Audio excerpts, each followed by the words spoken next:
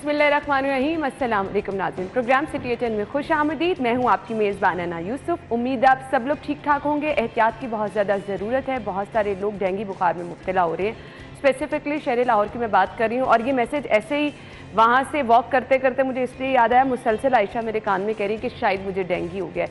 So as such इसमें ये वाला कोविड वाला मसला नहीं है कि ये एक शख्स से दूसरे शख्स में मुंतकिल हो जाता है, लेकिन हर सूरत में एहतियात की ज़रूरत है। बहुत ज़्यादा लोग जो हैं वो शहर लाहौर में डेंगू का शिकार हो रहे हैं। सो एहतियात करें अपने घरों में भी। घरों में अगर आप सफाई सुथराई का ख्याल रखते हैं तो चैलेंज ये होता है कि जी आपने बाहर जहाँ कहीं जाना है वहाँ पे रिस्क होता है। सो जितनी एहतियात आप कर सकते हैं करें, अपने आप को महफूज रखें। अल्लाह ताला हम सबको महफूज रखे। पहला सेगमेंट है एक दिन एक नेकी।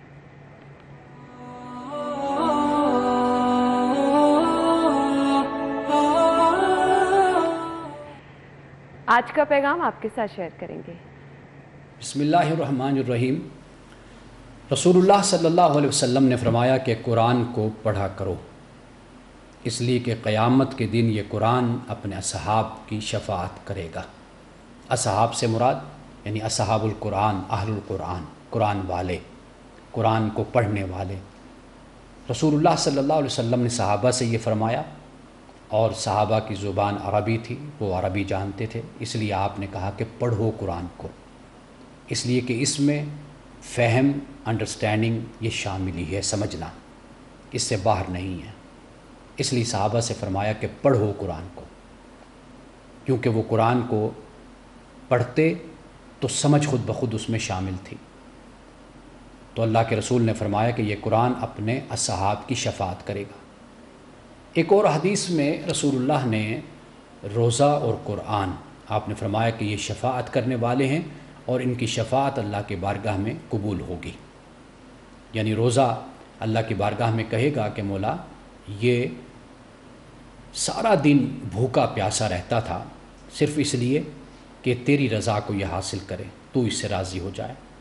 और कुरान कहेगा मौला ये अपनी नींद को छोड़कर, अपने आराम को छोड़कर मेरी तिलावत करता था। तो गोया कि रोज़ा और कुरान अल्लाह की बारगाह में शफ़ाअत करेंगे, यानी अपने उस बंदे के लिए, अल्लाह के बंदे के लिए दुआ करेंगे कि अल्लाह इससे जो गलतियाँ, जो ख़ताएँ इससे हुई तू माफ़ फरमा दे, माफ़ कर दे। हदीस पाक के मुताबिक ये दो शफ़ी ऐसे हैं कि जो अल्लाह ताला इनकी शफ़ाअत को कबूल करेगा। कुरान पाक से मोहब्बत कीजिए, कुरान पाक पढ़िए, कुरान पाक समझिए, इसलिए कि कुरान पाक जितना इंसान समझता और पढ़ता है, इंसान के बातिन का तज़किया इंसान को अता होता है, इंसान का किरदार, उसका अखलाक संवरता है। और फिर यह है कि आखिरत में कुरान की दोस्ती इंसान को नसीब होती है, माइयत नसीब होती है, कुरान की शफ़ाअत फिर नसीब होती है। ये था जी आज का पैगाम। आज की खबरें क्या हैं? पहली खबर, ब्लड ट्रांसफ्यूजन अथॉरिटी किले में दफ्तर, किराया 5 लाख और कारकर्दगी 0।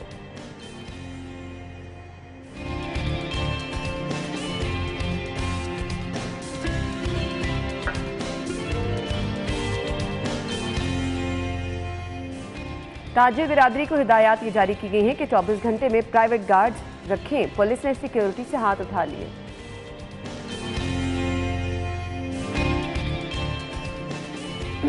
$4 अरब लागत के मंसूबे पर काम शुरू। रोडा के प्राइम कमर्शियल प्रोजेक्ट सेफायर बे पर काम का आगाज। और बिजली टैरिफ का वादा पूरा ना हुआ।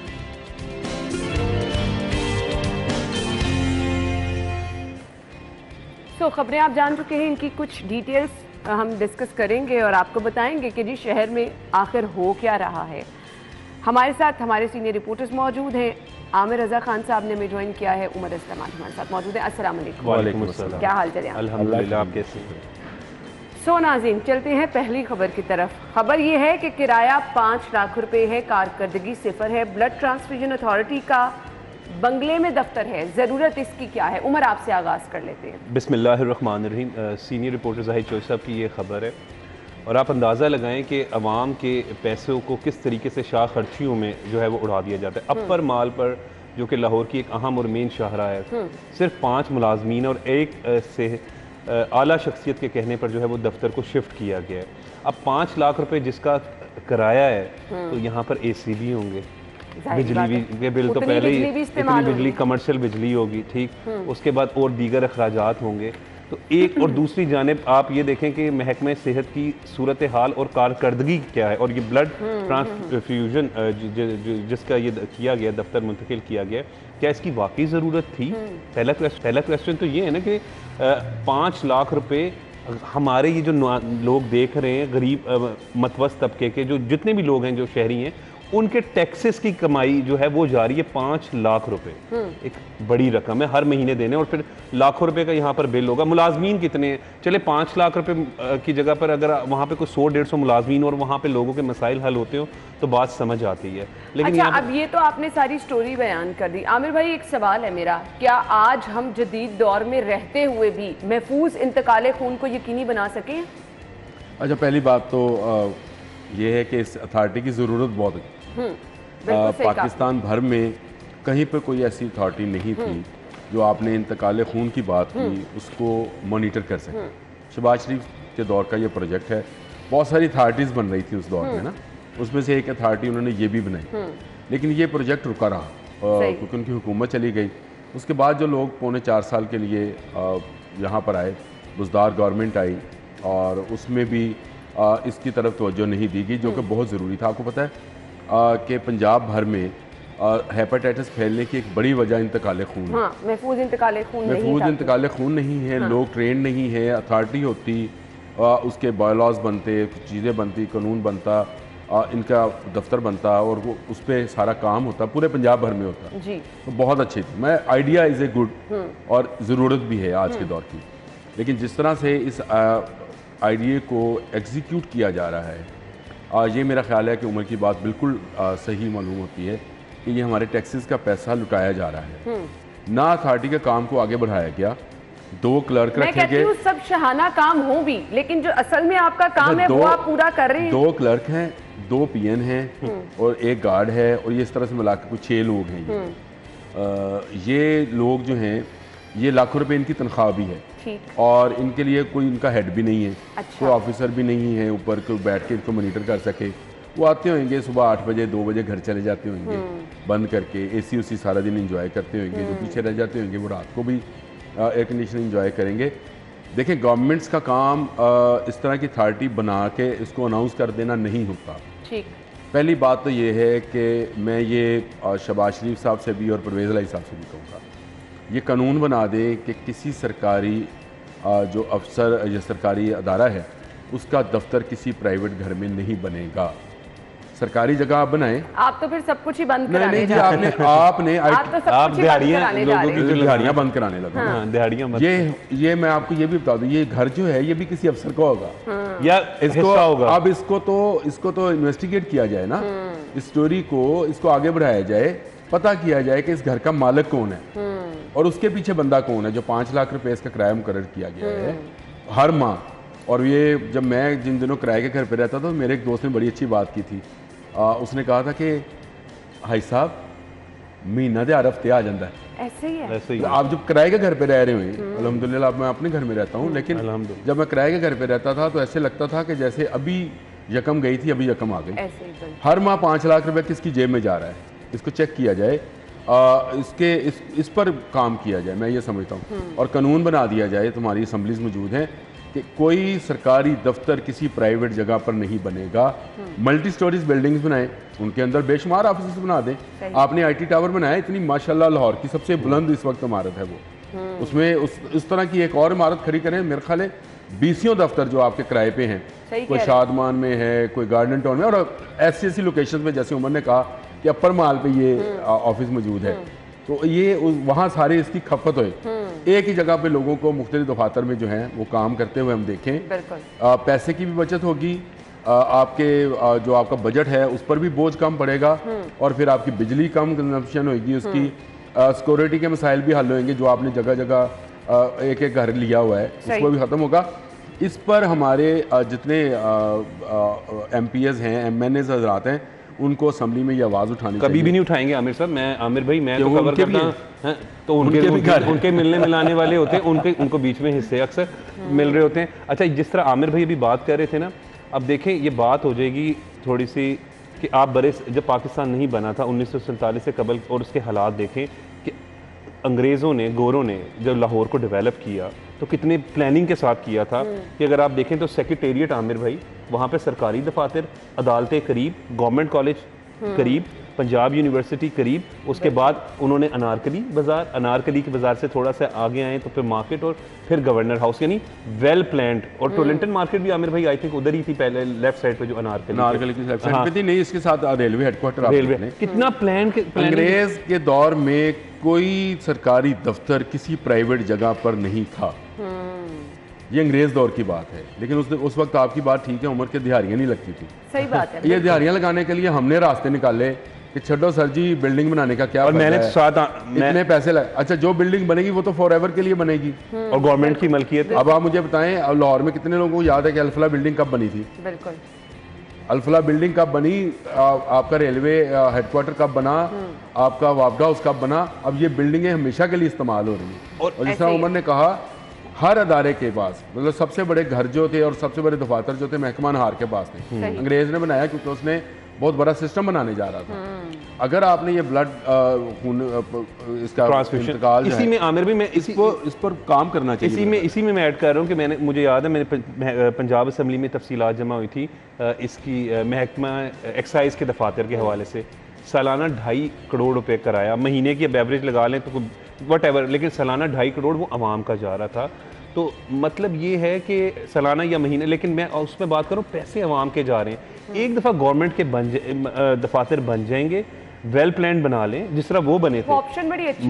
माल रोड की आज भी मिसाल देख लें कि जो वो बना कर गए, मैं आपको वहीं पर बात करूं कि वापडा ऑफिस देख लें, पंजाब असेंबली देख लें, उससे पहले अनारकली कितना प्लान था ना। आप देखिए प्लानिंग हो जाएगी उमर, तो फिर पैसे मिलना लोगों को बंद हो जाएंगे, सबकी दिहाड़ियां लगनी बंद हो जाएंगी। खैर नाज़रीन, हमने एक ब्रेक की तरफ जाना है। ब्रेक के बाद अगली खबर हम आपसे डिस्कस करेंगे। ब्रेक लेंगे, ब्रेक के बाद हैं, कहीं मत जाइएगा, आप हमारे साथ ही नाज़रीन रहिएगा।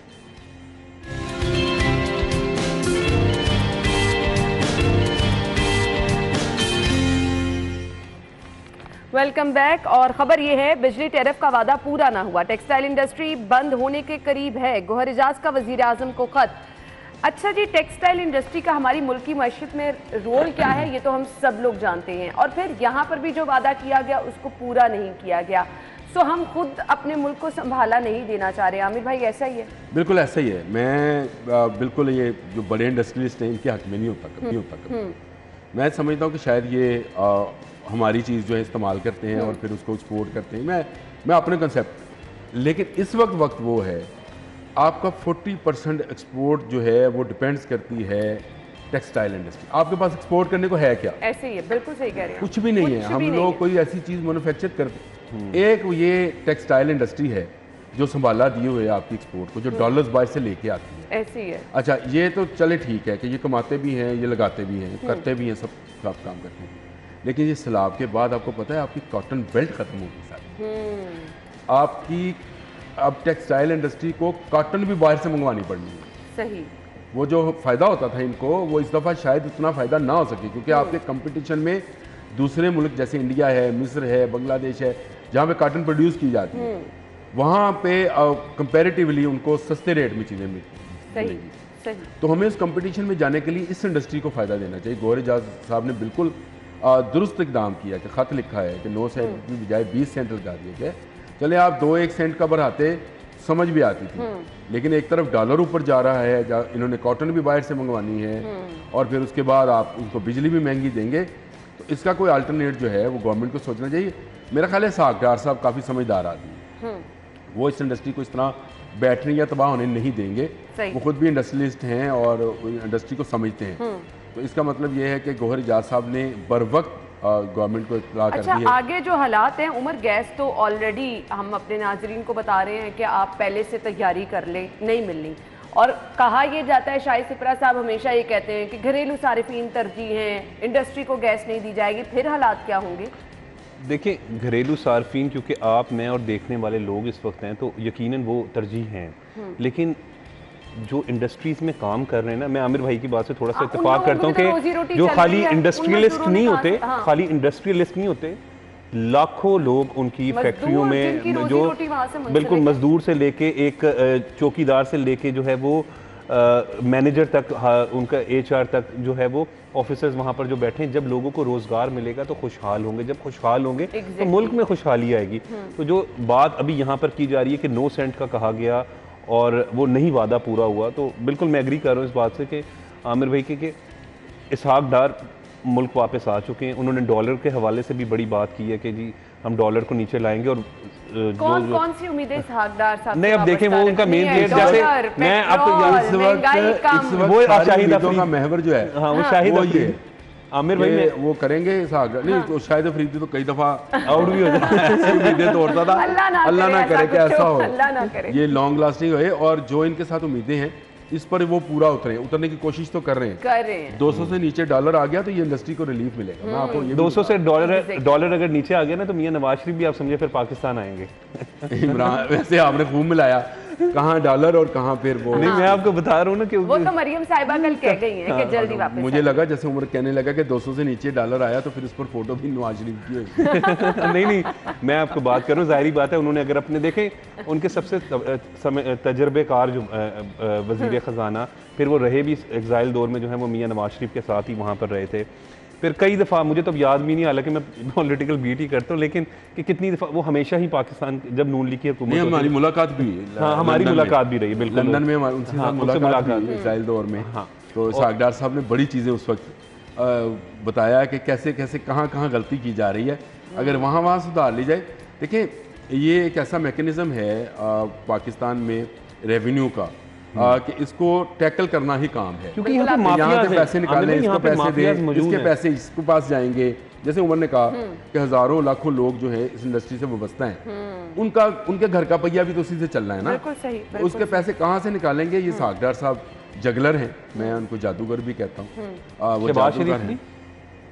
शहबाज शरीफ साहब अच्छे, शहबाज शरीफ जादूगर है। शहबाज शरीफ साहब जादूगर नहीं है, शहबाज शरीफ साहब अच्छे एडमिनिस्ट्रेटर हैं।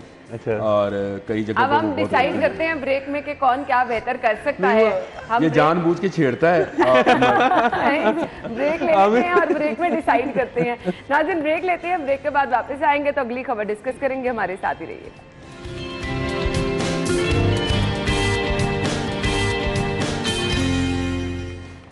Welcome back. खबर में जो अच्छा पहलू नजर आ रहा है, मैं वहां से आगाज कर लेती हूं कि ये जो मंसूबा जिसका अभी हम जिक्र करेंगे, इससे इलाके की महरूमियां दूर होंगी, रोजगार के मौके पैदा होंगे, जदीद शहरों की तरफ जो है वो एक नया कदम उठाया जाएगा।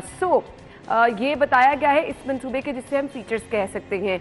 रावी सफाए बे 6 माह में मुकम्मल होगा। 4 अरब लागत के मंसूबे पर काम शुरू, 4 अरब इस पे लागत आएगी और इस मंसूबे पर काम शुरू हो गया है। इसके फायदे क्या होंगे ये भी आपको बता दिया है। उमर, कुछ फीचर्स बताइएगा इस मंसूबे के, क्या फ़ायदा लोगों को होगा और मुकम्मल भी हो जाएगा या नहीं? देखिए, जो दुर नयाब हमारे माशाल्लाह बड़े ज़बरदस्त और सीनियर रिपोर्टर हैं और हमेशा उनकी खबरें बड़ी ऑथेंटिक और होती हैं। तो जो खबर के मुताबिक है वो 4 अरब रुपए से जो लागत आएगी, और रावी सफ़ायर बे जो है वो ये मंसूबा जो है वो 6 माह में मुकम्मल हो जाएगा। और यकीनन इससे बहुत बड़ा मंसूबा है, और 6 माह वाला वर्ड मुझे जरा वो लग रहा है, लेकिन तो एक अंडरपास आमिर भाई बनाना मुश्किल नजर आ रहा था। लेकिन दूसरा एक मुझे याद है कि हम गए, आमिर भाई और मैं इकट्ठे थे 2012-13 में दुबई, हमें लेके गए मोहसिन साहब, सबको हमने ट्रिप किया, मतलब वो कोई एग्जीबिशन लगी हुई थी।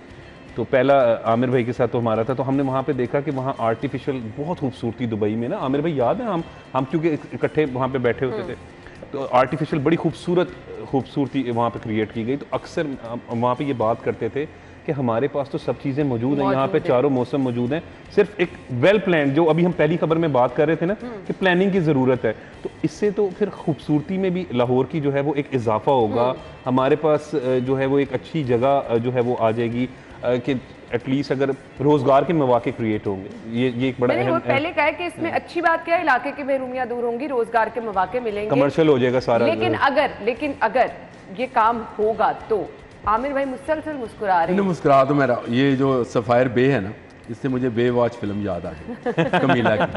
अच्छा आमिर भाई तुसी शुगर नहीं वो मुझे लगा जैसे ये भी वैसे वो जैसे बेवॉच फिल्म थी और उसमें ये जैसे देखी हुई है ना आपने? मैं उस वक्त लगती थी टीवी घर जाना है आपने? भाभी को वो क्लिप भेज देंगे। ये राविस फैद बे मैं आपको बताऊं, ये आप अभी पूछ रहे थे कि फीचर्स क्या हैं। हाँ। ये एक मुकम्मल डिजिटलाइज शहर होगा, एक वेल प्लान्ड सिटी, जो कि लाहौर नहीं है। लाहौर ये जरा ध्यान से ये बात सुन लें, जो कि लाहौर नहीं है। हाँ। लाहौर में जो अननेचुरल ग्रोथ हुई है सोसाइटीज़ की हो या आपकी आबादी बढ़ने से जो कुछ हुआ या बाहर से जो लोग यहाँ पर आकर आबाद हुए मुख्तलिफ सूबों से भी और मुख्तलिफ शहरों से भी पंजाब के, और उसने बेहंगम और बेतरतीब कर दिया इस शहर को। ये ठीक ये शहर जो है ये इस तरह का नहीं होगा। ये रावी के बंद के साथ साथ, जिसको बे बोल रहे हैं वो, बंद के साथ साथ मल्टी स्टोरी बिल्डिंग्स बनेंगी। जैसे आप कभी सेफ होगा इसको अगर रावी के ये बहुत ही साथ सेफ बना रहे। होगा, ठीक है, ये बहुत ही सेफ होगा। और इसका आइडिया जो है ये दुनिया के बड़े शहर जैसे लंदन है, न्यूयॉर्क है, जैसे पेरिस है, वो भी सारे दरियाओं के किनारे के दोनों तरफ उनकी ग्रोथ बहुत अच्छी हुई। इस तरफ बदनसीबी से हमारे पास कोई प्लानिंग नहीं थी। अगर हम आमिर भाई उस तरफ देखें, बड़ा बैकवर्ड एरिया और यहाँ काम फिर बड़ा करने की जरूरत है। देखिए वो काम करेंगे, उन्होंने जगह एक्वायर कर ली है और फिर रावी को वो 10 फुट, रावी का बंद जो है उसको 10-10 फुट ऊंचा लेके जा रहे हैं पहली दफा। सही। अच्छा, रावी में आप क्योंकि एक डेड रिवर है रावी और उसमें पानी नहीं है, इसमें ये भी इंतजाम किया जाएगा कि रावी में पानी कहाँ से आएगा, रिजर्वायर्स बनेंगे इसमें। देखें इसको बहुत खूबसूरत और वेल प्लान किया जाएगा। ये आप इस तरह समझे कि ये एक ऐसा शहर तो होगा। जो अभी हम मंजर देख रहे हैं कि बेहंगम ट्रैफिक है, ऑटो वहाँ नहीं होगी, रिक्शे सब हैं, कंट्रोल्ड, जगह वहाँ जगह नहीं होगी, छोटी-छोटी वहाँ सब ढाबे, कंट्रोल्ड है, दुकानें, वहाँ पे सब कंट्रोल्ड है और वहाँ ठीक पे है। कंट्रोल्ड ही लोग जाएंगे। ठीक। ये नहीं है कि मैंने वहाँ पे 10 मरले की जगह ली थी और उसमें 3-3 मरले के 3 घर बना दिए थे। अच्छा, ठीक है। ये वाला काम वहाँ पे नहीं होगा। ठीक है। मैंने आपको कहा इसको मुकम्मल डिजिटलाइज किया जाएगा। जिस तरह उमर ने बात की दुबई की बात की, उस तरह की वेल प्लान बिल्डिंग्स होंगी जैसे अमेरिका, इंग्लैंड, हम सब जगहों पर देखते हैं। खरीद कौन सकेगा वैसे माजरत के साथ? देखें आपके पास ये बहुत पोटेंशियल है, मैं आपको ये भी बता दूं, ये आपके पास ना के नहीं है ना, आपके पास बहुत पोटेंशियल है और आप इसको अभी आप ये समझ रही हैं शायद कि ये बहुत ही कोई आप ना ख्वाब दिखा रहे हैं असल में, आपको कि नाजरीन को आप ख्वाब दिखा रहे हैं। इसमें मल्टी स्टोरीज बिल्डिंग होंगी, इसमें फ्लैट्स होंगे, जदीद सहूलियात से रास्ता, इंस्टॉलमेंट मेथड। अब होता है दुनिया भर में ये अपना घर जो 2 कनाल का और 4 कनाल का घर है वो इस कंसेप्ट से निकले हैं लोग। ठीक कह रही हैं, बिल्कुल। कभी वहां पे लोगों का गुजारा हुआ है। अब लाहौर में आपको पता है गुजारा नहीं होता, मतलब किसी को भी आप कहें ना घर बना लो तो कहेगा यार 5-6 करोड़ रुपए दी यार, कहाँ से लाएं, वाकई कहाँ से लाएं, मतलब 5 मरले। और अगर उसे ये कहा जाए कि आप भाई 25 लाख रुपए जमा कराओ और मुझे आपकी बात भी बाकी समझ किस्तों नहीं में आ दें। रही। अच्छा, यानी ये नहीं पहुंच इंस्टॉलमेंट सकता गरीब बंदा यहाँ। नहीं, आप हर जगह पे गरीब को ना पहुंचाएं। मतलब सबका ये देखिए, ये आप बात हर ठीक जगह है। गरीब को जब पहुंचाते हैं ना तो फिर आप दुनिया में कोई काम, कल हम बात कर रहे थे, इलाके की महरूमियत, कल हम झोपड़ियों वाली की बात कर रहे थे, कर रहे थे कि नहीं कर रहे थे? आप कहें जी आप वो तो नहीं मकान खरीद सकते। अब ये है वो फिनोमेना जिस पर हम लोगों की नफ्सियात के साथ खेलते हैं। सही। ठीक है। मुझे बताएं, पाकिस्तानी अरबपति नहीं है, खरबपति हैं बाहर। ठीक कह रहे हैं। सही। वो पैसा कहाँ इन्वेस्ट करते हैं? उमर आप बताओ कहाँ इन्वेस्ट करते हैं? बिल्कुल ठीक कह रहे हैं। वो यहाँ प्लाटों पे आप उन्हें सेफ एंड सिक्योर आमिर भाई, सॉरी माजरत बात कर, उन्हें सेफ एंड सिक्योर जगह चाहिए। तो आमिर भाई की ये बात बिल्कुल ठीक है कि हमारे लाहौर के काफ़ी लोग बैरून मुल्क तो रहते हैं ना, आप अपने या मेरे या हमारे जो हल्का अहबाब में देखें, रिश्तेदारों में देखें, तो वो लोग पहला क्वेश्चन क्या होता है इन्वेस्टमेंट करने के लिए? Safe and sound. चलिए, तो आमिर भाई की ये बात ठीक है। 6 माह में मुकम्मल होगा बीइंग शहरी, मुझे इसका क्या फायदा होगा? मुझे सिर्फ ये समझा दे, मुझे ब्रेक का आयशा बार बार कह रही है। नहीं, बीइंग शहरी तो ये जो वहाँ रहेंगे उनका फायदा है, उनका फायदा है। वो अच्छा। जहाँ कमर्शियलाइज होएगा, जहाँ पे दफातर बनेंगे, जो उनके बनेगा, ये एक नया शहर है। ठीक है। अब आप इसको लाहौर के साथ इस तरह से अटैच ना करें तो लाहौरियों को क्या फायदा होगा? लाहौरियों को फायदा होना है अगर लाहौरी वहां पे जाके बसेंगे। एक शहर है, सही, बहुत बड़ा शहर है जहां पे आकर बसेंगे। ये आप समझे कि न्यूयॉर्क बन रहा है लाहौर के साथ पास। सुबह सुबह आमिर भाई आप 6 माह आमिर भाई 6 माह में न्यूयॉर्क नहीं बना रहा हूं। 4 अरब की लागत से मंसूबे पर काम शुरू हुआ है। जो लोग इसके पीछे हैं ना, मैं आपको बताऊं, इस मंसूबे के पीछे वो ऐसा काम करने की अहलियत रखते हैं और हम भी रखते हैं। सही। लेकिन हम करते नहीं। हम सरकारी कामों में जो है लोगों को उलझाते हैं। मुझे बताएं, ये बिजनेस डिस्ट्रिक्ट बनने जा रहा है गुलबर्ग के अंदर। अब आप कहें कि यार गरीब आदमी को क्या इसमें दफ्तर मिलेगा? नहीं, लेकिन उसे रोजगार तो मिलेगा कि नहीं मिलेगा? बिल्कुल, ये सही। आप पैसे को इन्वेस्ट होने दें। पाकिस्तान के कर्ज से ज्यादा आपका बैरून मुल्क से आया पैसा इसकी जमीनों के अंदर दफन है, सही, प्लाटों के अंदर दफन है, 5-5, 10-10, इस चीज से तो मैं पाकिस्तान के कर्ज से ज्यादा। बिल्कुल आपने सही कहा।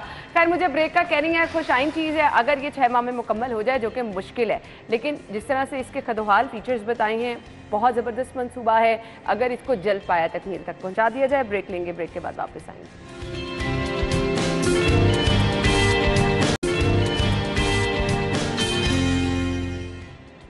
Welcome back. खबर यह है जी, GOR में वजीर आला का दफ्तर, नया दफ्तर बनेगा। 40 करोड़ रुपए लागत का मंसूबा तैयार किया गया है। अभी वजीर आला का ऑफिस कहाँ है, क्यों इस दफ्तर की ज़रूरत महसूस हो रही है, उमर ज़रा रोशनी डालें। इंतहाई अफसोसनाक बात है कि यहाँ पर अभी जो बात करी थी आयशा, बिल्कुल ठीक, जो प्रोड्यूसर, कि यहाँ पर लोगों के पास खाने के लिए पैसे नहीं। हुकूमत और रियासत का किरदार एक माँ और का होता है, बाप का होता है कि उसने अवाम के तहफ़्फ़ुज़ फराहम करना है, उनका ख्याल रखना है, उनकी बुनियादी ज़रूरियात ज़िंदगी क्या वो पूरी हो गई? आपको अपनी अयाशी, मैंने तो सारा, आप यकीन करें, मैं पंजाब असम्बली कवर करता हूँ, मुझे इतना दुख होता है। मैं आपको वहाँ की बात बता रहा हूँ और CM सेक्रेटेरिएट की भी बात कर रहा हूँ। वॉशरूम तक में AC हैं यार। आमिर भाई, दुख नहीं होगा कि यहाँ पे लोगों के पास बाहर, हम जब अपने घरों में इस्तेमाल, अब हमने AC बंद कर दिए कि बिजली के बिलों की वजह से, और यहाँ पे इतनी अयाशियाँ हो रही है। और अयाशियाँ किन के पैसों से हो रही है? ये जो लोग देख रहे हैं, उनके टैक्सेस, कितनी मेहनत करते हैं यहाँ पर जो लोग हैं, 12-12 घंटे, 16-16 घंटे काम करके लोग जा रहे हैं, और वो पैसे इनको 40 करोड़ रुपए के लिए देते हैं कि जी अपना घर, आप अपना एक नया दफ्तर बनाएं। ज़रूरत क्या है इस चीज़ की? आप मेरे साथ चलें, CM सेक्रेटेरिएट जो पहले ही है, जो 7 क्लब 8 क्लब वगैरह दफातर हैं, वहाँ इतनी जगह मौजूद है, आप वो सब कुछ कर सकते हैं। क्या ज़रूरत है भाई? ये तो ऐसी बात है कि वो जब एक एहतजाज हुआ महल के सामने, तो फ्रांस की शहजादी ने कहा अगर ये एहतजाज क्यों हो रहा है, तो उसने कहा कि जी ये इनके पास रोटी नहीं है खाने को। तो अच्छा, रोटी नहीं है, ये फिर डबल रोटी खा ले। खुदा को कोई खौफ करें, होश के नाखुन ले। अच्छा, जो अभी हमने पहले खबर शेयर की आपके साथ, रावी सिफायर बे, ये बने ना बने, CM का दफ्तर बन जाएगा। CM का दफ्तर तो खैर ये उससे ताल्लुक नहीं, लेकिन परवेज अलाई साहब, नहीं, मैं विल की बात कर रही हूं। परवेज अलाई साहब जो हैं, यो मोहम्मद खान पट्टी और परवेज अलाई 2 बंदे हैं।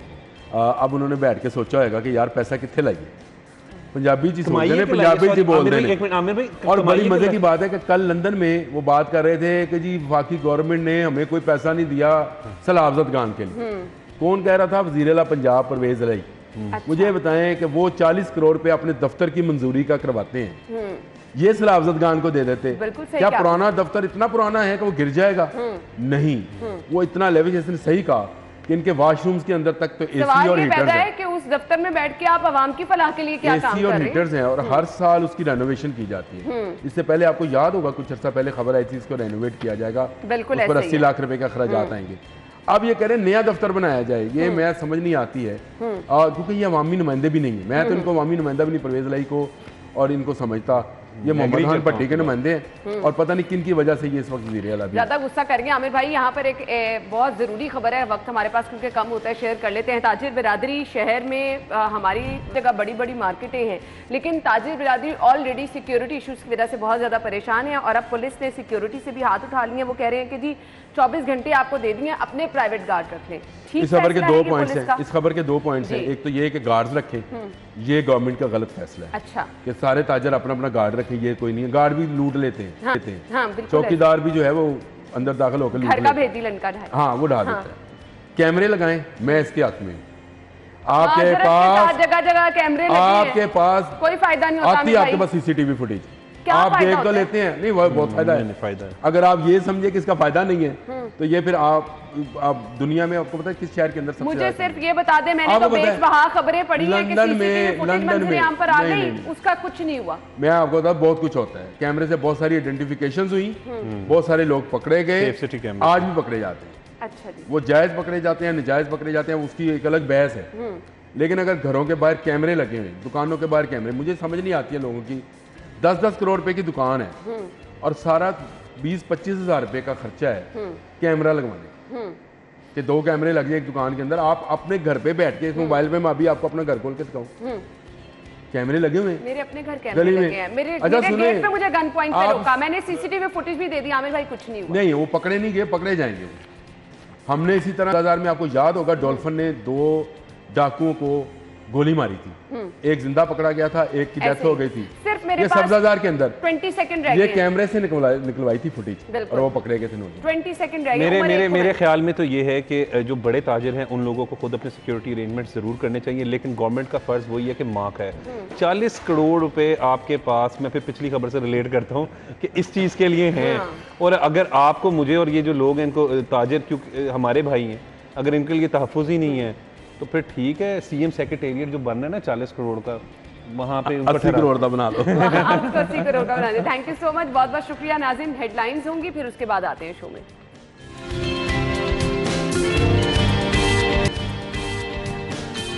महफूज और सेहतमंद खुराक की फराहमी अव्वलीन तरजीह है और होनी भी चाहिए। फूड अथॉरिटी की जानिब से ये नारा लगाया जाता है। पंजाब फूड अथॉरिटी का क़याम जब अमल में लाया गया तो मकसद भी यही था कि अवाम को हिफ़्ज़ान सेहत के असूलों के मुताबिक खुराक फराहम की जाए।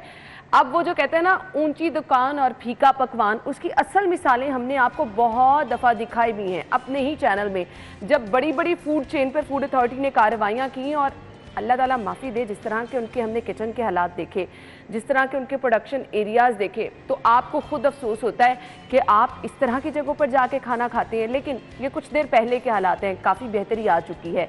यहाँ बेहतरी आई, लेकिन हम जगह जगह पर शहर में तो देखते हैं जहाँ से बहुत बड़ी तादाद लोगों की खाना खाती है। कहीं दाल चावल लगे हैं, कहीं सुबह नान चने लगे हैं। ये जो छोटी छोटी जगह हैं, जगह जगह पर हमें गली मोहल्लों के लेवल पर फूड पॉइंट मिलते हैं। सवाल ये पैदा होता है वहाँ चेक एंड बैलेंस कैसे रखा जाएगा। मेरे ख्याल से बहुत मुश्किल भी है, चैलेंज भी है, बहुत बड़ा शहर है। सो इसके अलावा हर रोज़ का एक बहुत बड़ा इशू जो है वो हम देखते हैं, टुलिंटन मार्केट से अक्सर रिपोर्ट भी करते हैं, मुर्दा मुर्गियों का गोश्त वहाँ से सप्लाई किया जाता है। माफिया है जिसको जितना मर्जी कंट्रोल कर ले, ये किसी ना किसी सूरत में हर रोज़ अपना काम कर रहा है। इस पर किस तरह से हाथ रखा जा रहा है। सेकेंडली, एक बड़ी चीज़ हम देखते हैं जी, दूसरे शहरों से सुबह सुबह दूध की सप्लाई शहर लाहौर में होती है। फूड अथॉरिटी की जानिब से देखा जाता है, गाड़ियों की चेकिंग की जाती है, दूध की क्वालिटी देखी जाती है। हमने बहुत दफ़ा आपसे ये भी खबर शेयर की कि उस दूध को वेस्ट कर दिया गया क्योंकि वो क्वालिटी जो बताई गई है उसके मुताबिक नहीं था। फिर बहुत बहुत बड़ी फूड चेन है, स्टोर्स हैं जहाँ पर एक्सपायर्ड चीज़ें भी मौजूद होती हैं। सो मसला एक नहीं है, मैं कहती हूँ मसाइल के अंबार हैं। तो फूड अथॉरिटी के पास क्या इतनी टीम मौजूद है और क्या उनके पास इतनी सारी चीज़ों पर नज़र रखने के लिए वसाइल मौजूद हैं, क्योंकि शहर बहुत बड़ा है, चैलेंज बहुत बड़ा है। सो ये चीज़ें मेरे ख्याल से एक ना सिर्फ चैलेंज है बल्कि इनको कंट्रोल करना इस कदर मुश्किल है। और फिर हम देखते हैं कि लोगों के अंदर वो वाली सेंस अब इतनी नहीं है कि उन्होंने महफूज खाना खाना है, साफ़ सुथरी ग़िज़ा खानी है, तो उन्हें पता भी है कि साफ़ सुथरी है या नहीं।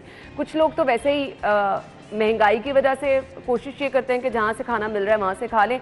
और बहुत बहुत बड़ी दुकानों पर भी, बहुत नामवर जगहों पर भी, क्योंकि अब हर जगह पर तो बर्गर पॉइंट बन चुके हैं, हर गली मोहल्ले की सतह पर सफाई का बिल्कुल ख्याल नहीं रखा जाता है। सो इसके लिए फूड अथॉरिटी की हिकमत अमली क्या है, किस तरह से इस चीज़ पर चेक एंड बैलेंस रखा जा रहा है। DG Punjab food authority Mudassir Riaz Malik sahab ने हमें ज्वाइन किया है, अपने शो में वेलकम कहेंगे। अस्सलाम वालेकुम जी। वालेकुम सलाम। क्या हाल चले आपके? जी अल्लाह का शुक्र, thank you very much. Thank you so much, आपके वक्त का भी बहुत बहुत शुक्रिया। डीसी लाहौर भी आप रह चुके हैं, डीजी सोशल वेलफेयर भी आप रह चुके हैं, अब लाहौर में as a DG food authority आप जिम्मेदारियां सर अंजाम दे रहे हैं, तो शहर के काफ़ी हद तक मसाइल तो आपको पता हैं। सो फूड अथॉरिटी एक बहुत बड़ा चैलेंज है। जिस तरह से मैंने पूरी डिटेल बयान की, आपको लगता है कि चेक एंड बैलेंस रखा जा सकता है इन तमाम जगहों पर? देखें, आपने स्टार्ट में जो डिटेल बताई है उसमें मेरे ख्याल काफ़ी चीज़ें आपने बयान कर दी। पंजाब फूड अथॉरिटी का जो जुरिस्डिक्शन है पूरे पंजाब में है और हम तमाम अजला में काम कर रहे हैं। लोगों को क्वालिटी हिफ़्ज़ान सेहत के मुताबिक खाना मिल सके, खुराक मिल सके, ये हमारा बुनियादी ऑब्जेक्टिव है। इसको अचीव करने के लिए तमाम हम जो हमारे वसाइल मौजूद हैं वो हम उनको बरूए कार लेकर आते हैं। आपकी बात बिल्कुल दुरुस्त है कि वसाइल ऑब्वियसली लिमिटेड होते हैं, हमेशा हर जगह पे लिमिटेड होते हैं और यहाँ पर भी लिमिटेड है, लेकिन उनको कैसे एफिशिएंटली इस्तेमाल करना है कि हम जो बेसिक हमारे ऑब्जेक्टिव उनको अचीव कर सकें, इस पे बहुत से काम हम ऑलरेडी कर भी रहे हैं और हो भी रहा है। लेकिन मैं जो चंद बुनियादी बातें जो इससे मुतल्लिक ये करना चाहता हूँ कि जो लोग हैं हमारे शहरी हैं, ये जितना प्रोसेस है क्वालिटी फूड प्रोवाइड करने का, ये पॉसिबल नहीं है जब तक लोग हमारे साथ ताउन न करें इसके अंदर। इसके लिए हमें एक टू वे कम्युनिकेशन बनानी पड़ती है। फिर लोगों से ये भी मेरी गुजारिश होती है अक्सर कि कोशिश ये करें कि घर में खाना खाएं। ऑब्वियसली जब वो घर में, और ये तो आपकी इस गुजारिश को बिल्कुल नहीं मानेंगे। यहाँ तो वीकेंड का इंतजार किया जाता है कि बाहर जाके खाना खाया जाए। देखिए वो दुरुस्त है, आप कभी कभी ज़रूर जाएं बाहर, लेकिन ज़्यादा कोशिश किया करें। दालें सब्ज़ी वैसे भी न्यूट्रिशन के लिए भी बेहतर है, खुराक वैसे भी अच्छी है ये वाली, और जितना ऑयल या घी कम खाएंगे ये वैसे भी सेहत के लिए बेहतर है। लेकिन जो बाहर जब ये खाना खाएं तो हमारी कोशिश अब ये है कि हम ये इस चीज़ को इंश्योर कर रहे हो कि जो चीज़ ये बाहर से खा रहे हैं वो म्यारी होनी चाहिए, वो क्वालिटी होनी चाहिए। कैसे आम आदमी को पता चलेगा? महंगाई इतनी ज़्यादा है। सो आपने नाश्ता ला, और ये बहुत सारे जो हैं वो उनका वीकेंड होता ही नाश्ता बाहर है, नाश्ता, फिर दोपहर का खाना, बहुत सारे लोग, रात का खाना तो मस्ट हो जाता है जी। सो ये चीज़ें आम शहरी को पता कैसे चलेगी कि जहाँ से वो खाना खा रहे हैं वहाँ पर खाने की क्वालिटी अच्छी है? इसमें एक तो हम जो अज्जा आते हैं, जो एलिमेंट्स वहाँ इस्तेमाल होते हैं, उन पे हमारी चेकिंग का सिस्टम एक मौजूद है। अभी हम जिस तरह मीट का बहुत बड़ा इशू था, अभी वो हमने एक जगह से पकड़ा उसको, तो इस तरह की हमने वो उसको आने नहीं दिया मार्केट के अंदर। और अब पूरी स्वीपिंग चल रही है पूरे पंजाब के अंदर, तमाम कोल्ड स्टोर्स को चेक कर रहे हैं। आपके पास इतनी टीम है? जी, वो ऑब्वियसली हमारे टारगेट ऑपरेशंस के लिए टीम होती है, और हम टेक्नोलॉजी का इस्तेमाल भी कर रहे होते हैं। हमारे इंटीग्रेटेड सिस्टम्स हैं, डेवलप्ड है। ऑब्वियसली टीम कहीं पर किसी आपके पास भी टीम की कमी होगी, हर एक के पास टीम की कमी होती है, रिसोर्सेज की कमी होती है। आपने उन्हीं कम रिसोर्सेज में मैक्सिमम अचीव करने की कोशिश करनी होती है, तो हम उसको कर रहे हैं। जो एक सप्लाई चेन है, जब हमारी टीम्स विज़िट करती हैं कहीं पर, हमारी कोशिश ये है कि वो उनको विज़िट करें तो चंद चीज़ों को ज़रूर देखें। उसमें एक चीज़ ट्रेसेबिलिटी होती है कि जो चीज़ वो इस्तेमाल कर रहे हैं, अगर मक्खन इस्तेमाल कर रहे हैं, अगर वो गोश्त इस्तेमाल कर रहे हैं, उसको ट्रेस किया जा सके कहाँ से आया है वो। सही। अगर हमें वो पता चल रहा है कहाँ से आया है, तो फिर हम उसको कनेक्ट कर सकते हैं। अगर वो ट्रेसेबल नहीं है तो फिर हम उसके खिलाफ कार्रवाई करते हैं या उनको समझाते हैं। इसमें दो प्रोसेस है, एक प्यूनिटिव एक्शंस हैं जो सीरियस इश्यूज पे हम प्यूनिटिव एक्शंस लेते हैं, लेकिन जो सबसे इंपॉर्टेंट एलिमेंट है इसमें, वो लोग गाइड करना भी है। हमने बिजनेसेस को मुतासिर नहीं करना, हम ये नहीं चाहते कि बिजनेसेस को मुतासिर करें, बिजनेसेस को हम प्रमोट करना चाहते हैं, एक हेल्दी एनेबलिंग एनवायरनमेंट क्रिएट करना चाहते हैं। इस सारे प्रोसेस के अंदर हम लोगों को ट्रेन भी करते हैं, हम एम्प्लॉयज़ को ट्रेन करते हैं, इस तरह के तमाम बिजनेसेस के हम उनको गाइडलाइंस प्रोवाइड करते हैं, उनको SOP समझाते हैं, और उसके बाद हम उनसे कहते हैं ये SOPs इम्प्लीमेंट करने के बाद अब आप हमें बताएं। अब ऑब्वियसली इसमें लाइन्स हैं, एक वो लाइन्स हैं जो आप बात कर रहे हैं कि जो थड़ों पे लोग खाते हैं, रेडियो पे लोग खाते हैं, हॉस्पिटल्स के बाहर लोग खाते हैं, सो उस पर आपने वो इकोनॉमिक्स भी बता दी कि प्राइस का और उसका चीज़ का एलिमेंट है। तो एक चीज़ तो आपने देखी होगी कि एक बेसिक चीज़ जो आपको नज़र आती है, सर पे कैप पहनना, वो आपको हर जगह नज़र आती है, वो बेशक रेडी पे हो, बेशक तंदूर पे हो। एक चीज़ तो हमने इम्प्लीमेंट करवाई कि वो बाल उसमें ना गिरें, बेसिक हाइजीन उनको अंडरस्टैंडिंग होगी। अब उनको इस चीज़ का अंदाज़ा है इस चीज़। बिल्कुल। दूध बड़ा अहम एलिमेंट है। दूध सिर्फ लाहौर के अंदर डेली तकरीबन 38 लाख से 40 लाख लीटर आता है। ठीक है। लाहौर अपना कम प्रोड्यूस करता है, मैक्सिमम 2.5-3 लाख 4 लाख से ऊपर प्रोड्यूस नहीं करता, तो बाकी सारा बाहर से आता है, जिसमें कसूर है, उकाड़ा है, साहिवाल है, पाकपतन है, और इवन शेखुपुरा और सरगोदा से भी आता है। हमने 6 पॉइंट्स बनाए हुए हैं जहाँ पर दूध की चेकिंग होती है, क्वालिटी चेकिंग होती है, और सैंपल हम चेक करते हैं। तकरीबन डेली हम 2.5 से 3 लाख लीटर चेक कर रहे होते हैं। अच्छा। दूध को, जो दूध यहाँ पर आ रहा है, तो उसमें अब हमें फ्रेंकली मैं आपसे शेयर करूँ, फॉर्मलिन के केसेस और यूरिया के केसेस, ये मेन एडल्टेंट्स थे जो इसमें डाले जाते थे, वो बहुत मिनिमल हो गए, तकरीबन नेग्लिजिबल हो गए। अब मैक्सिमम जो एलिमेंट रह गया वो पानी का रह गया कि पानी उसमें डाल के, तो सेफ्टी वाला एलिमेंट हमने काफ़ी हद तक कंट्रोल कर लिया है, जो मुज़र सेहत नहीं होना चाहिए।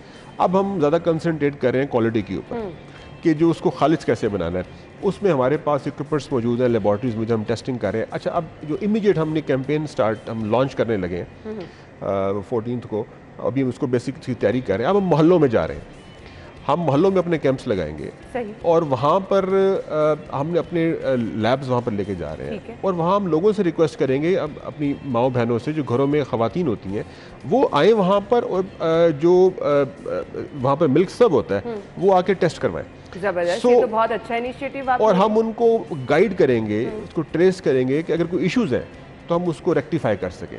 तो ये कैंपेन इंशाल्लाह हम जल्दी आपसे इस पूरा प्रोग्राम इस पे शेयर करेंगे कि हम ये कब करने जा रहे हैं, बड़ा सून एक हफ्ते के अंदर हम इसे स्टार्ट कर रहे हैं। तो मुख्तलिफ इनिशिएटिव हम करने जा रहे हैं। न्यूट्रिशन पे हम बहुत सा काम करने जा रहे हैं। न्यूट्रिशन के अंदर हम, क्योंकि लोगों की, बच्चों की स्पेशली ग़िज़ा ऐसी है यहाँ पर कि उनको ज़्यादातर लोग, आपको पता है अब तो बर्गर्स खाना, फास्ट फूड की तरफ माइल हो गए हैं। मेरी रिक्वेस्ट है लोगों से, प्लीज़ फास्ट फूड से हटें, इन पिज़्ज़ा से, इन बर्गर से हट के उस खुराक की तरफ आएँ जो कि उनकी नशो में बेहतरी ला सकती है। बिल्कुल ऐसे ही हमने यहीं से गुफ्तगू का सिलसिला आगे बढ़ाना है। नाज़रीन, एक इससे पहले भी हमने देखा कि बेतहाशा कार्रवाइयाँ हुई हैं टुलिंगटन मार्केट में। हर दौर में कार्रवाई की गई, लेकिन वहाँ पर ही लोग मौजूद हैं, माफिया है और हर रोज़ अपना वो काम कर रहा है। सो वहाँ पर किस तरह से, क्यों वहाँ पर कोई प्रॉपर डेस्क नहीं बनाया जा सकता फूड अथॉरिटी का, जो कि हर रोज़ चेक एंड बैलेंस रखे, देखे कि वहाँ पर किस तरह से काम किया जा रहा है। इस पर बात करते हैं, ब्रेक का कहा जा रहा है, वापस आएंगे ब्रेक के बाद।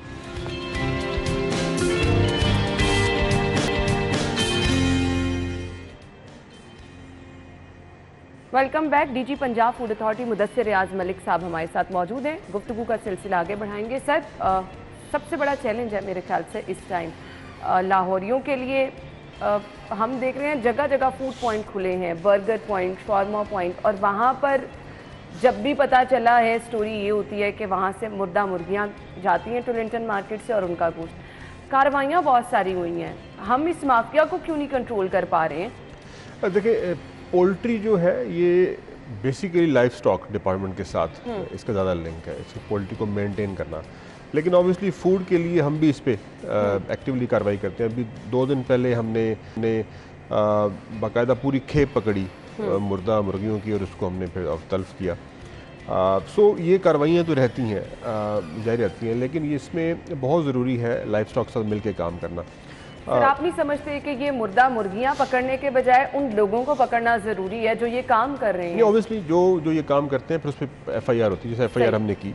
मुर्गियां तो पकड़ के तल्फ कर दी, लेकिन वो जो शख्स उसमें इन्वॉल्व होता है, जो लोग इन्वॉल्व होते हैं, उनके खिलाफ फिर FIR होती है। वहाँ पे क्यों नहीं प्रॉपर एक बनाया जा सकता? देखिए, मैंने आपको बताया कि ये बहुत सी जगहों से आ रहा होता है, ठीक, मुर्गियाँ जो है। हमारा जो कंसंट्रेशन, ये क्योंकि लाइफ स्टॉक से ज़्यादा मुतल्लिक डिपार्टमेंट जो है लाइफ स्टॉक, वो इस पे ज़्यादा बेहतर आपको गाइड कर सकता है। लेकिन क्योंकि हमने डायरेक्शन अभी ये दी है कि मुर्गियों को भी हमने ओपन स्पेस नहीं छोड़नी। अगर लाइफ स्टॉक को हमने सपोर्ट करना है, इस लाइफ स्टॉक डिपार्टमेंट को सपोर्ट करना है, तो इसके लिए पूरा हमने जिस तरह चेक पॉइंट्स बनाए हुए हैं, वहाँ पर जो हमारे मिल्क को चेक करते हैं, तो हम वो भी इस्टेब्लिश करने जा रहे हैं कि वहाँ मुर्गियों को भी चेक किया जाए। और लाइफ स्टॉक को सपोर्ट करने के लिए पेमको कंपनी जो है, जो बाकायदा जो इसके लिए बनाई गई है मीट की कंपनी, वो इसको डील करती है। लेकिन जो सप्लाई होती है जिन होटल्स पे या रेस्टोरेंट्स के ऊपर या पॉइंट्स के ऊपर, वहाँ पर ज़रूर हम इसको चेक करेंगे कि वहाँ पर जो गोश्त आ रहा है, जो मुर्गी का गोश्त आ रहा है, वो ऐसा ना हो जो कि मुज़र सेहत हो। ठीक। सो नाज़रीन, इसके लिए तो कार्रवाइयाँ की जा रही हैं। अब एक बहुत इम्पॉर्टेंट मरहला मैं समझती हूँ ये है आवाम का फीडबैक। अब बहुत सारे लोग कहते हैं कि हमने फ़लाँ जगह से खाना खाया, क्वालिटी बिल्कुल अच्छी नहीं थी, या खाना खाने के बाद उनका पेट ख़राब हो गया, या खाना खाने के बाद उनकी तबीयत ख़राब हो गई, या फिर ऐसा है कि उनको लगता है कि वहाँ पर एक्सपायरी डेट चीज़ें थी। सो लोग आपसे रब्ता कैसे करें, कहाँ पर अपनी शिकायत दर्ज करें? देखिए, हम आज भी इस पर हमने एक मीटिंग रखी हुई है। मैंने आते ही सबसे पहले जो पहला मैंने काम स्टार्ट किया वो कंप्लेंट मैनेजमेंट सिस्टम को और फीडबैक मैनेजमेंट सिस्टम को इफेक्टिवली ऑपरेट करना था। जब तक आपको पता नहीं चलेगा लोगों के इश्यूज क्या, फिर काम कैसे? मैंने आपको जिस स्टार्ट में आती पहली बात मैंने ये की थी कि ये 2 वे ट्रैफिक है, इसमें लोगों की सपोर्ट चाहिए, हमें लोगों की शिकायत भी चाहिए, और सिर्फ शिकायत हमें चाहिए नहीं, हम उसको रिस्पॉन्ड भी इफेक्टिवली करें। ये 2 वे प्रोसेस है, हमें आए और हम उसको रिस्पॉन्ड करें। एक तो हमने इसको डिवाइड कर दिया अब इमरजेंसी कंप्लेंट्स के ऊपर। ठीक है। जो इमरजेंसी कंप्लेंट्स होंगी वो 24 घंटे हमने रिजॉल्व करनी है। पहले सारी कंप्लेंट्स 15 दिन का टाइम दिया हुआ था। सेकेंडली, जो सेफ्टी से मुतल्लिक कंप्लेंट्स हैं हमने 7 डेज में रिजॉल्व करनी है। जो क्वालिटी से मुतल्लिक कंप्लेंट्स हैं 15 डेज में रिजॉल्व करनी है और हम बाकायदा उसको रिस्पॉन्ड करेंगे, SMS उनको जाएगा। हमारा जो नंबर हेल्पलाइन है 0800-80500 वो उस पर ये कॉल कर सकते हैं और इमीडिएटली उनको रिस्पॉन्ड होगा और आप पूरी कार्रवाई इसके ऊपर जो भी प्रोसेस है वो होगा। हम इस सिस्टम को मज़ीद इफेक्टिव कर रहे हैं कि लोग हमें इसके अलावा सोशल मीडिया के ऊपर, हमारा ट्विटर अकाउंट है, हमारा फेसबुक अकाउंट है, हमारे मुख्तलिफ ट्विटर पे तो हमने जी, मेरे पास कुछ ट्वीट्स भी मौजूद हैं जिसमें लोगों ने सजेशंस भी दी हैं और उन्होंने कहा जी मोटरवे पे बहुत ज़रूरी है क्वालिटी को चेक करना। फिर लोग गुड वर्क भी कह रहे हैं। सो डिफरेंट तरह से हम देख रहे हैं, लोगों का फीडबैक सामने आ रहा है। लोगों का ये कहना है कि बड़े बड़े फूड चेन है, वहाँ पर भी जाके उनके हमें ये क्वालिटी बताएं कि जी फूड क्वालिटी कम अज़ कम वो अच्छी दे रही है जो खाने हमें वैसे अच्छे लगते हैं। सो उनके पीछे काम किस तरह से किया जा रहा है। सो ये लोगों की सजेशन भी है, कुछ लोगों की शिकायत भी हैं जो लोग ट्विटर पर देते हैं। मैं इसमें दो चीज़ें फोटोग्राफी वजह से मोटरवे पे अब मैं आए हुए क्योंकि एक हफ्ता के करीब हुआ है जी, मैं 2 दफ़ा मोटरवे खुद गया हूँ। अच्छा, जाके पूरी मोटर हमने स्वीप की है, एटलीस्ट सालम तक मोटरवे जो है आगे मेरी टीम्स ने काम किया है। सो वहाँ पर हमने बड़ी चेन्स के रेस्टोरेंट्स को बंद भी किए हैं, अच्छा, जहाँ इश्यूज थे, और हमने उनको गाइड किया है कि आप इसको दुरुस्त करें उसके बाद चलाएं। ठीक है। इस तरह जो भी बड़े रेस्टोरेंट्स हैं उनके लिए हम पूरी स्टार रेटिंग का एक कंपोनेंट लेके आ रहे हैं। ठीक है। स्टार रेटिंग ये है कि जो हम रेस्टोरेंट्स की क्वालिटी बताएंगे कि ये 5 स्टार रेस्टोरेंट है, ये 4 है, ये 3 है, 2 है। ये आपको लोगों के साथ भी शेयर करनी चाहिए ताकि उन्हें भी पता हो कि ये पब्लिसाइज होगा, ये हमारे पास अवेलेबल होगा, इसे पब्लिसाइज आपको देंगे हम इस पे कि कौन कौन से रेस्टोरेंट 5 स्टार पर है। ये रिव्यूज पे भी डिपेंड करेगा, पूरा एक सिस्टम डेवलप हम कर रहे हैं। ये इंशाल्लाह with in couple of weeks इसको हम लॉन्च कर देंगे और उसके बाद कौन सा क्वालिटी, और ये कंटिन्यूसली अपडेट होगी लिस्ट, कौन सा रेस्टोरेंट ऊपर जा रहा है। आके अपना फीडबैक यहाँ पर दे सकते हैं। बिल्कुल। जहाँ कहीं पे आप खाना खाएं आप जरूर बताएं कि जी वेलकम बैक। और हम आपकी मुलाकात करवाते हैं अपने शो में उन कामयाब लोगों से जो कि अपनी फील्ड में माशाल्लाह कामयाबी हासिल करने के बाद लोगों के लिए सर्व कर रहे हैं। वो लोग जो कि कुछ अच्छा करना चाहते हैं। हमारे साथ हमारी जो आज की मेहमान मौजूद हैं, उन्होंने माशाल्लाह से मैं उनके बारे में क्या बताऊं, आगे चल के बताऊंगी, लेकिन जो उन्होंने बुक लिखी है, सो वो बुक लिखने का उनका असल मकसद क्या था, किस तरह से उन्हें वो बुक लिखने का ख्याल आया। ख़वातीन के हकूक़ के लिए माशाल्लाह हमेशा से वो आवाज़ उठाती हैं और बात भी करती हैं। डॉक्टर शहजादी ज़मुद अवान साहिबा ने हमें ज्वाइन किया है। सबसे बड़ा इंट्रोडक्शन ये है उस्ताद, कल हमने टीचर्स डे पे बात की।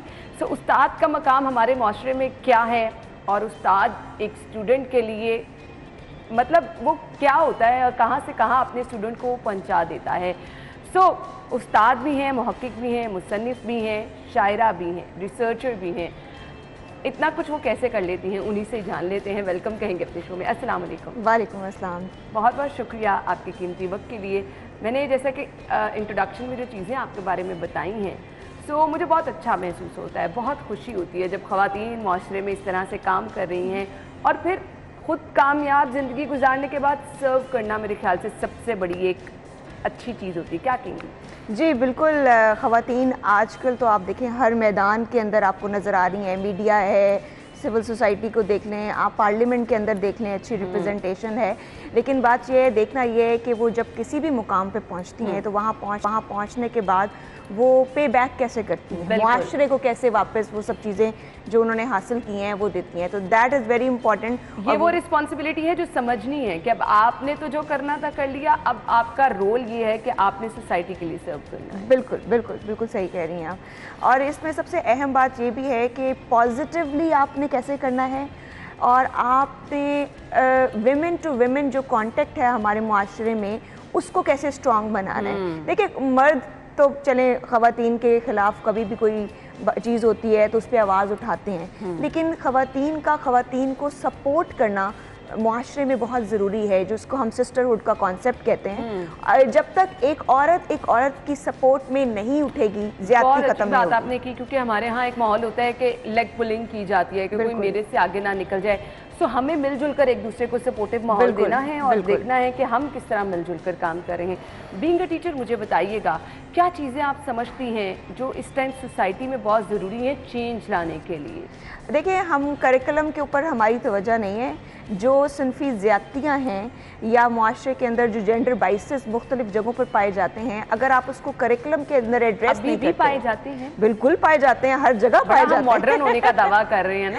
नहीं, हम मॉडर्न तो हैं, हम बहुत सारी जगहों पे हमने बहुत सारे लैंडमार्क्स जो हैं अचीव भी किए हैं, लेकिन इसके साथ साथ जो जगह है सिनफी तफरीक की या जो सोच है उसको अभी तक हम हिट उस तरह से नहीं कर सके जिस तरह से होना चाहिए था। तो ये अगर हम इसको करिकुलम के अंदर इसका हिस्सा बना लें, अपने निसाब का हिस्सा बना लें, और हमेशा यही नहीं कहें कि दारा गया और उसने जाके फसल काटी और जो बहन है उसने खाना पकाया, अगर हम ये जो जेंडर के रोल्स हैं इनको ऐसे डिफाइन ना करें, आप ये उसमें कहानियाँ डालें कि दोनों ने मिलकर खाना बनाया, तो यही सोच यहाँ से बच्चों में बदलेगी और जो हम आगे जनरेशन आएगी, लड़कियाँ और लड़के, उन सब के दिमाग में ये होगी it's not a done thing कि खाना पकाना एक औरत की जिम्मेदारी है, बच्चे पालना सिर्फ औरत की जिम्मेदारी है, ये दोनों मिलकर भी कर सकते हैं। बहुत अच्छी बात आपने की। बुक अभी आपने रिसेंटली लिखी, तो क्या आपके माइंड में चल रहा था जो आपने उसको एक बुक की शक्ल दी? अच्छा, सबसे पहले तो मैं ये बता दूं कि एक्चुअली ये 2012 में मैंने अपनी पीएचडी शुरू की थी।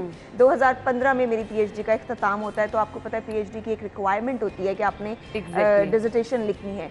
तो उसके बाद फिर आपके ऊपर डिपेंड करता है कि क्या आप इतना मोटिवेटेड और इतना इंक्लाइंड फील करते हैं कि आप उसको पब्लिश करें, क्योंकि बहुत सारी चीज़ें रिसर्च आप करते हैं लेकिन आप उसको पब्लिश नहीं करते। लेकिन फिर मैंने उसको 2015 से 2022 तक उसको अपडेट किया और फिर उसको किताब की शक्ल दी, क्योंकि डिसर्टेशन बिल्कुल अलहदा बॉल गेम है और किताब बिल्कुल अलहदा है। ये एक स्कॉलरी बुक है और मोटिवेशन इसके पीछे पाकिस्तान की ख़वातीन की रेजिलियंस है, और ये डेडिकेटेड टू पाकिस्तानी ख़वातीन है। इसकी डेडिकेशन में वन सेंटेंस है that this is dedicated to the resilience of Pakistani women, their struggles, their efforts.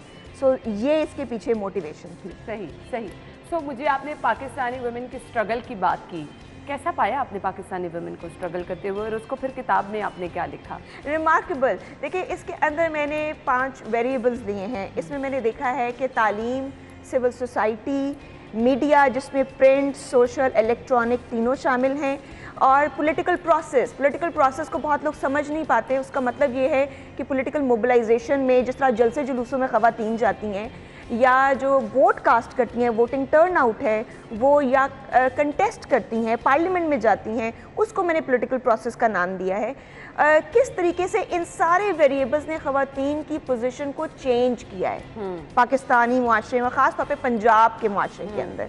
तो देखना यह है कि तालीम तो हासिल कर ली, लेकिन क्या तालीम के बाद भी अपने डिसीजंस में वो आज़ाद हैं, और किस हद तक आज़ाद हैं, और कहाँ कहाँ आज़ाद नहीं हैं, और सबसे इम्पॉर्टेंट चीज़ वो कौन सी अनअनाउंस्ड और कौन सी इनविजिबल चेन्स हैं जिसमें आज भी वो तालीम हासिल करने के बावजूद जकड़ी हुई हैं। तो ये देखना बड़ा ज़रूरी है। देखिए, आप जिस तरह आपने बात की, मुझे बड़ा मज़ा भी आया सुन के, आपने कहा जी हम तो आज़ाद हैं और हम तो डेवलपमेंट के, लेकिन जब कोर डिसीजंस की बात होती है तो क्या आप आज़ाद हैं? जब आपने घर में कोई तब्दीलियाँ इस टाइप की करनी होती है, आपने अपनी मर्जी से बाहर जाना होता है, आपने बैरून मुल्क तालीम हासिल करनी होती है, आपने अपनी मर्जी के शख्स से शादी करनी होती है, और आपने ऐसे डिसीजंस लेने होते हैं, तो तब क्या आप आज़ाद हैं? बिल्कुल, ये बहुत अहम सवाल है।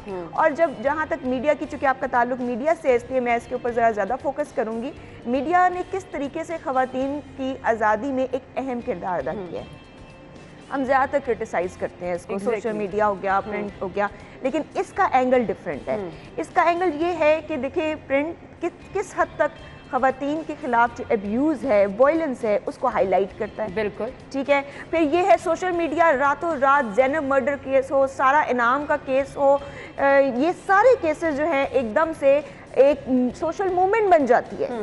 तो ये मीडिया का पॉजिटिव किरदार है। बिल्कुल सही। ठीक है। अब आप ये कहें कि हाँ सेंसिटाइजेशन मीडिया में थोड़ी कम पाई जाती है, कभी कभार रिवील कर देते हैं विक्टिम, तो आप मुझे ये बताएं जो विक्टिम रिवील नहीं करते उसके पीछे आप वो मूवमेंट चला नहीं सकते। बिल्कुल, आपने सही कहा।